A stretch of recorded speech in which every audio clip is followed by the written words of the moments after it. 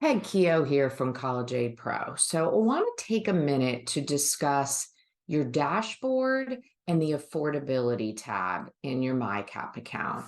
So the first thing I want to bring up is the SAI. So disregard the consensus SAI. That's going to go away pretty soon. But you've got a federal SAI and an institutional SAI. And all your different schools will use one or the other of these to calculate your need-based eligibility. What you're going to notice is it's not just straight math here. We've got a lot of good data built into our projections, our net cost projections. So for Stanford, for example, they will be using the institutional SAI, and you see that if this family's institutional SAI is actually 100 grand, there should be no need here. But different schools will look at your primary home equity, and some schools don't. Some schools look at all of it and everything in between. So that's a big question that we get all the time. Why does it look this way? Why is my net cost like this? That's a big reason. So when you see differences between schools and you see that it's not just straight math, that's not an error. That's actually our knowledge being built into the tool and helping you plan for more accurate net costs. So that's one thing I wanted to touch on.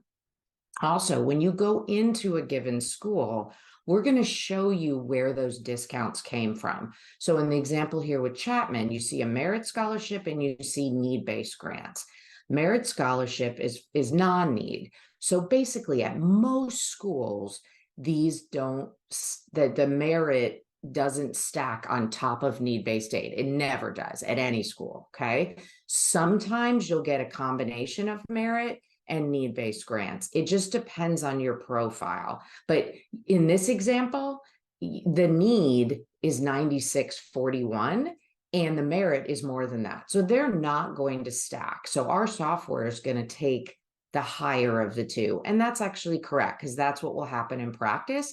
It's all that the school's endowment money, and they're not going to, if the need is met, they are not going to stack what we call stack on top of need-based grants. So that's a point of confusion a lot. So just so you understand that, that's why you're going to see this often, where the merit scholarship that's greater than the need, that's the amount that will come in, because that in practice in that example is how it will happen.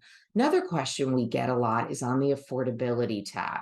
You've got a 4-year net cost number here. This number is not just the first year projected net cost times 4. There's also an inflation factor in there. So that can be the difference. Also, if you end up having 2 kids in school later on, or you have 2 kids in school at the beginning, but that changes, and it's a school that requires the CSS profile, we're building in that your SAI could change and your need-based aid eligibility could change. So this isn't, again, this isn't just a straight calculation. This software is not just a spreadsheet. Otherwise, you could go create your own spreadsheet. We are building in how these things work, and then we're doing the math for you, and we're doing some pretty involved calculations in the background with our understanding of the financial aid policies at these different schools. So I'm hoping that that clears up a lot of questions that we routinely get from parents.